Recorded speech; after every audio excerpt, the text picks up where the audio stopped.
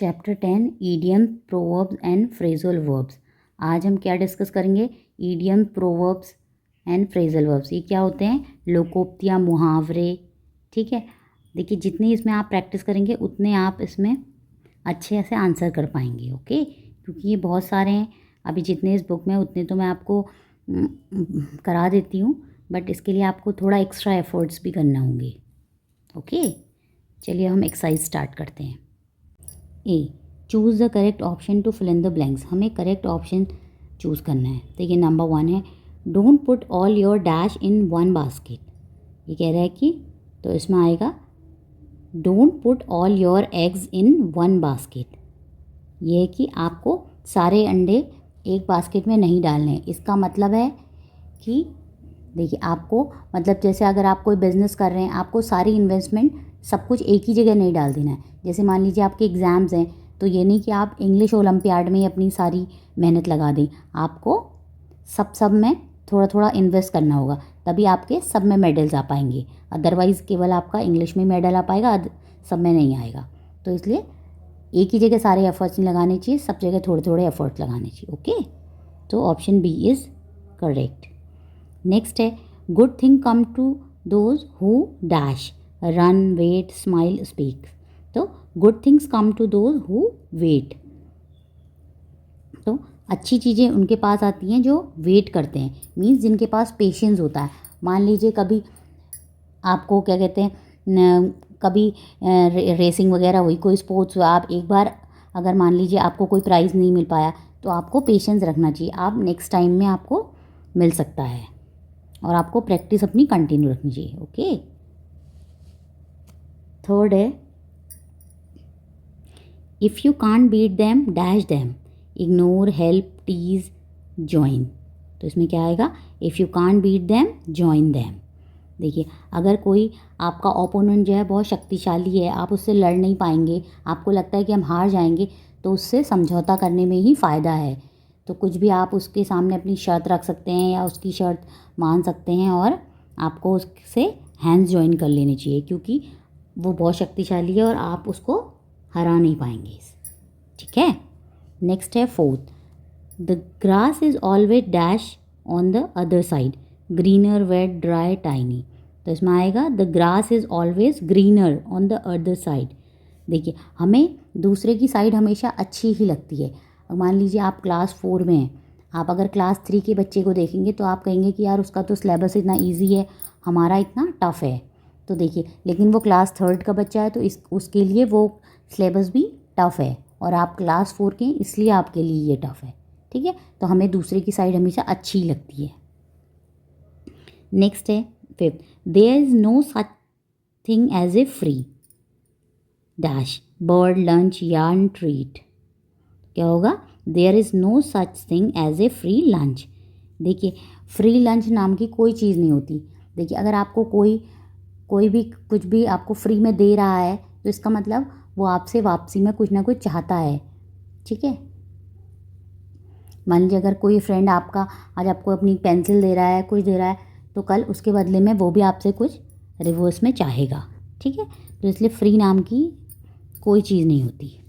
ठीक है, B, choose the correct meaning of the given idioms और प्रोवर्ब्स। हमें इसकी करेक्ट मीनिंग बतानी है। 6, स्पिल द बीन्स। इसका क्या मीन्स है? To reveal a secret, to spill some beans, to spill something on the floor, to stay calm. तो spill the beans का मतलब है to reveal a secret, means किसी का सीक्रेट को रिवील कर देना। ठीक है, तो इसका मतलब उसने स्पिल द बीन्स कर दिए, उसने उसका सीक्रेट, मान लीजिए आपको मान लीजिए आपके फ्रेंड ने कोई सीक्रेट बताया, आपने किसी दूसरे फ्रेंड को बता दिया, तो उसका सीक्रेट तो रिवील हो गया। That is called spill the beans. Skin of your teeth. देखिए इसका क्या मीन्स है? To feel completely, to succeed easily, to succeed barely, to succeed with a lot of efforts. तो इसका क्या मतलब है? इसका मतलब है to succeed barely. By the skin of your teeth, इसका मीन्स क्या होता है? मीन्स बहुत लो मार्जिन से किसी काम को करना। मान लीजिए जैसे अगर आपकी क्लास में 100 मार्क्स का पेपर है, ठीक है, और 40 मार्क्स में पास होते हैं, तो देखिए ये है कि किसी भी किड्स के अगर 41 मार्क्स आए हैं, तो हम कहेंगे कि he pass the exam by the skin of teeth with only 1 point. तो क्या होगा कि वो बस जस्ट उससे ही पास हुआ है। Okay, now 8, to wait until the cows come home. तो इसका क्या मतलब है? To wait patiently for a brief period, to wait for an opportunity to present itself, to wait for something to arrive quickly, to wait for a long period of time. तो देखिए इसका क्या मतलब है? To wait until the cows come home, to wait for a long period of time, किसी का बहुत लंबे समय के लिए इंतज़ार करना। ठीक है। Now question number 9, turning a blind eye, to be very attentive, to ignore something intentionally, to be confuse, to close your eyes. देखिए इसका क्या होगा? टू इग्नोर समथिंग इंटेंशनली, आप किसी बात को इंटेंशनली इग्नोर कर रहे हैं तो उसको क्या कहेंगे? टर्निंग अ ब्लाइंड आई। मान लीजिए आपके किसी फ्रेंड ने कोई मिस्चीवियस एक्टिविटी करी तो आपने मैम से उसकी कंप्लेन नहीं की है लेकिन आपने उसको इग्नोर किया, तो क्या कहेंगे? Turning a blind eye. Okay. 10th है, a damp squib, something that is disappointing, a dumb show, a surprising outcome of something, a dangerous situation. तो ये क्या होगा? समथिंग दैट इज डिसअपॉइंटिंग, जो कि डिसअपॉइंटिंग हो उसको कहते हैं a damp squib. Okay, next है, choose the correct idiom proverb to fill in the blanks. हमको करेक्ट ईडियम ऑफ प्रोवर्ब देखनी है। Don't play in the rain or you will fall sick as they said that. ये बोल रहा है कि बारिश में मत नहाओ, आप बीमार हो जाओगे। As that say hit the sack, prevention is better than cure, don't bite the bullet, don't break the legs. तो क्या होगा? Don't play in the rain or you will fall sick as they said that prevention is better than cure. बारिश में मत नहाओ वरना तुम बीमार हो जाओगे, इसलिए सही कहा गया है कि इलाज से उसका प्रिवेंशन ज़्यादा बेटर है। 12th, you have made a big mistake but now there is no use of crying over spilt milk, breaking the rice off the top of your head, wearing old hat। तो इसका क्या meaning होगा?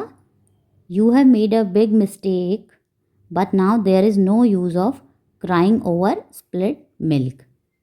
देखिए आपने बहुत बड़ी mistake की है, अब रोने से कोई फ़ायदा नहीं है। ठीक है। 13th, dash, the story is about a young girl who lost her way in the heart of the jungle, in a rut, in a nutshell, in a tight spot, in an instant. तो इसमें क्या होगा? In a nutshell the story is about a young girl who lost her way in the heart of the jungle. तो देखिए इन a nutshell means होता है कि long story को अगर शॉर्ट में बताएं। ठीक है, तो देखिए लॉन्ग स्टोरी को अगर शॉर्ट में बताएं तो स्टोरी है एक यंग लड़की की जिसने अपना रास्ता खो बैठी जंगल के रास्ते में।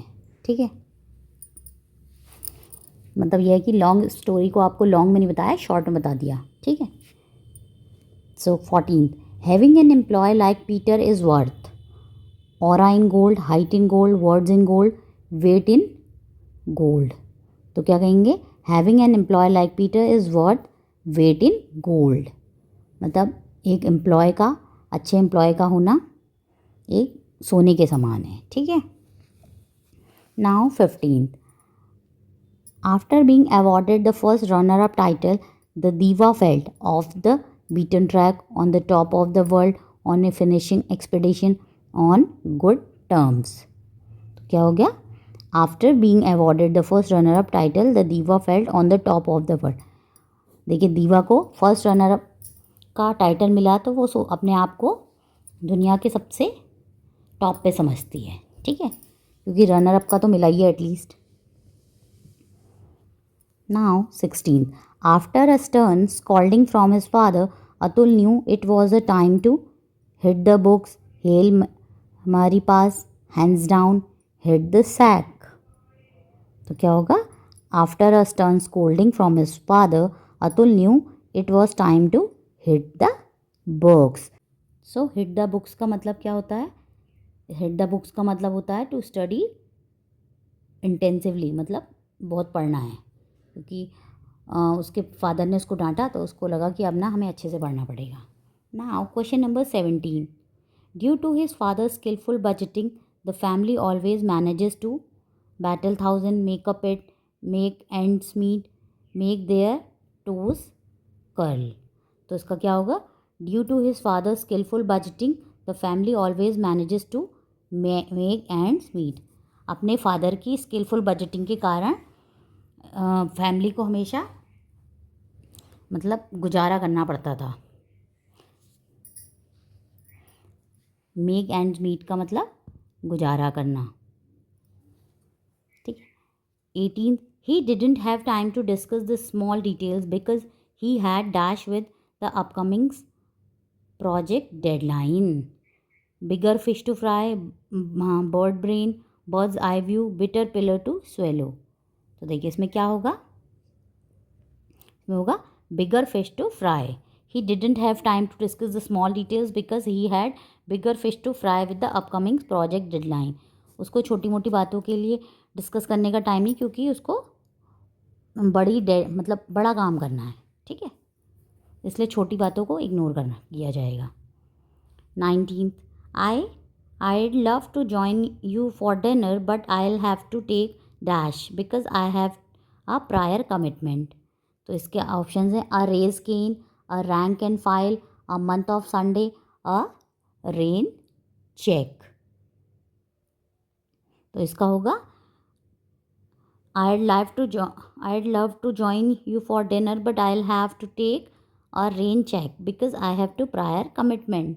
देखिए रेन चेक का मतलब होता है किसी के ऑफ़र को या इनविटेशन को पोलाइटली मना करना. मतलब कि मेरे कोई और कमिटमेंट्स है, मैं कभी और डिनर करूँगा. ठीक है. So option D is correct, a rain check. 20th. The hikers dash and decided to move ahead in the track. Threw caution to the wind, threw in the sponge, threw pearls to the pig, threw thick and thin. तो इसमें क्या आएगा? The hikers threw caution to the wind and decided to move ahead in the track. मतलब इसमें है कि जानबूझ के रिस्क लेना जो है. तो हाइकर्स ने जानबूझ के रिस्क लिया मूव अहेड करने का ट्रैक में. Okay.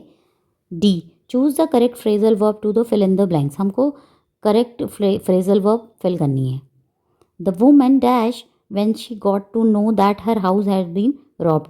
Broke in, broke into, broke down, broke up.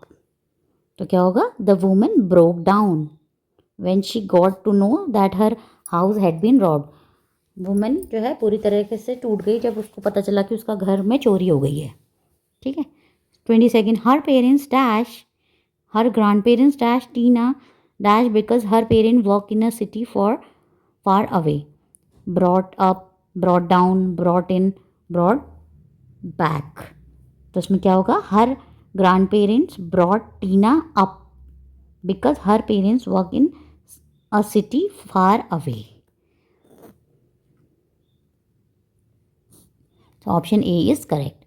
23rd. The table will dash if you don't tighten up the screws. Fall in, fall apart, fall out, fall through. So the table will fall apart if you don't tighten up the screws. अगर आप उसके screw tight नहीं करोगे तो वो गिर जाएगी. Now 24th. Fear made the boy dash instead of facing the challenges. Run into, run over, run away, run out. तो क्या होगा? Fear made the boy run away instead of facing the challenges. डर ने लड़के को मतलब डर से वो भाग गया इंस्टेड कि वो चैलेंज को फेस करे. ठीक है. 25th. If you want to be healthy, you need to dash your workout routine. Short out, stick to, show off, set up. तो if you want to be healthy you need to stick to your workout routines. हमें stick होना चाहिए अपने workout routine में. 26. You need to dash on your skills to apply for a new job. Brush up, bring up, breakout, bank on. तो you need to brush up on your skills to apply for a new job. तुमको new job के लिए apply करने से पहले जो है brush up करना चाहिए. 27. She finally dashed viral fever weakness after resting for a week. Got at, got by, got off, got over. तो क्या है, she finally got over the viral fever weakness after resting off for a week. 28. The landlord threatened to dash the tenants dash for not paying the rents. Keep in, keep from, kick off, kick out. So the landlord threatened to kick the tenants out for not paying the rents. Option D is correct. 29. She dashed on the metro and nearly missed her stop.